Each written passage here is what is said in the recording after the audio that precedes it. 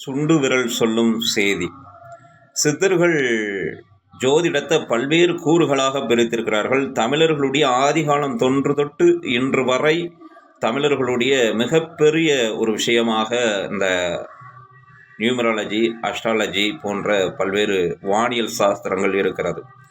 இதில் குறிப்பாக வெத்தலை பிரசனம், சோழி பிரசனம், கைரேகை பார்ப்பது, நம்மை போன்று அகத்தியர் ஆருடம், அதே மாதிரி ஜாதகத்தை வைத்து கணிப்பது, இதில் எண்ணற்ற பிரிவுகள் இருக்கிறது. அதில் குறிப்பாக உங்களுடைய கை ரேகையை வைத்து பார்ப்பது நீங்கள் எல்லோரும் கேள்விப்பட்டிருப்பீங்க. விரல்களில் கூட ஜோதிடம் இருக்கிறது. சித்தர்கள் என்ன சொல்கிறாங்கன்னா, உங்களுடைய விரல்களுடைய அமைப்பை பொறுத்தே உங்களுடைய வறுமை என்ன, உங்களுடைய வாழ்க்கை என்ன என்பதை சொல்லிடலாம்ங்கிறாங்க. அதில் குறிப்பாக நாம் இன்னைக்கு எதை பற்றி சொல்கிறோம்னு கேட்டிங்கன்னா, உங்களுடைய சுண்டு விரல் சொல்லும் சோதிடம் என்கிற தலைப்பில் தான் நம்ம பார்க்க இருக்கிறோம். உங்களுடைய சுண்டு விரல் கைகளை இந்த மாதிரி வைத்துக்கொள்ளுங்க. உங்களுடைய மோதிர விரல் இருக்கு இல்லையா, மோதிர விரலுடைய இந்த கடைசி ரேகைக்கு மேலே இந்த சுண்டு விரல் ஒரு நூலளவாவது மேலே இருக்கணும். அப்படி இருந்ததென்றால் உங்களுடைய வாழ்க்கையில் வறுமையே இராது. பணத்திற்கும் செல்வ செழிப்பிற்கும் செல்வத்திற்கும் எந்த குறைபாடும் வராது.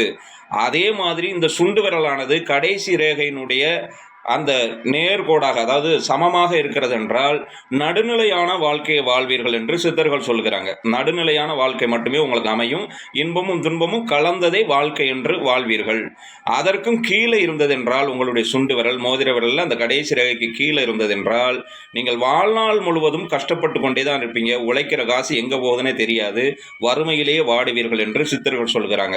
இவ்வளவுதான். ரொம்ப ரொம்ப எளிமையான விஷயங்கள், நிறைய விஷயங்கள் சொல்லியிருக்கிறாங்க. ஜோதிடம் என்பது கடல் போன்றது.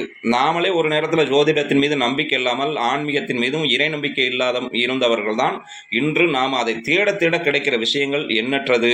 எனவே உங்களை நீங்களே சோதித்து பார்க்கலாம். வாழ்க வளமுடன், சுகமே.